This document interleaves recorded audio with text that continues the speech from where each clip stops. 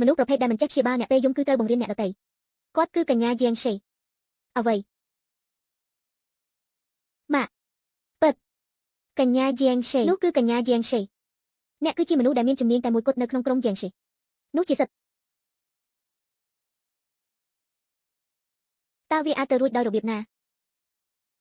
លោកកឹកខេអ៊ុយវ៉ាន់តាមឡើយនៅថ្ងៃពេញ4មីខែពិសាខ្ញុំចង់ប្រាប់រឿងវាទៅតែចាប់ដើមពីថ្ងៃនោះអ្នកចូលចិត្តកិច្ចព្រមព្រៀងតូចមួយនេះជាជំហានឲ្យគាត់ជួបគាត់មួយជំហានម្ដងចំណុចខាងក្រោមរបស់ខ្ញុំតែវាគ្រាន់តែជួយឲ្យខ្ញុំមើលឃើញយ៉ាងច្បាស់មិនសមនឹងការបន្លិចតតែសោះជាងលេងសូមស្ដាប់ការអ្វីដែលរបស់ខ្ញុំឱកាសថ្ងៃនេះអ្នកយកវាមក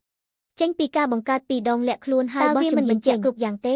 នេះគ្រាន់តែជាទំនាក់ទំនងការងាររវាងខ្ញុំនិងគាត់ទេខ្ញុំបានបាញ់វាយកព្រមបងប្រុសខេអ៊ុយវ៉ាន់អ្នកមិនអាចធ្វើបែបនេះដាក់ខ្ញុំបានទេជាងលេងគាត់មិនស្រឡាញ់អ្នកទៀតទេគាត់មិនចង់បានបរិសុទ្ធផ្សេងទៀតទេអ្នកត្រូវតែយល់អ្នកមានតែខ្ញុំទេឥឡូវនេះអ្នកមិនមែនខ្ញុំទេអ្នកសន្យាថានឹងនៅជាមួយគ្នាដោយខ្លួនឯងជាងវិញមិនទាន់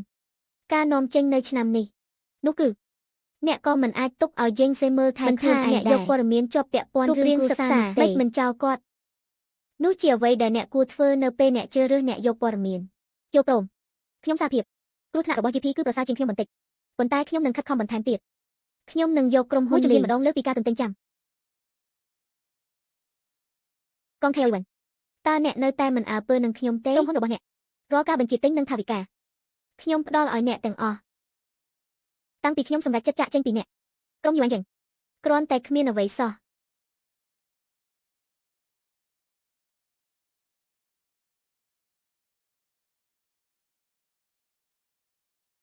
ភាពមិនស្ថិតស្ថេរពីដំបូងនឹងមានក្មេងស្រី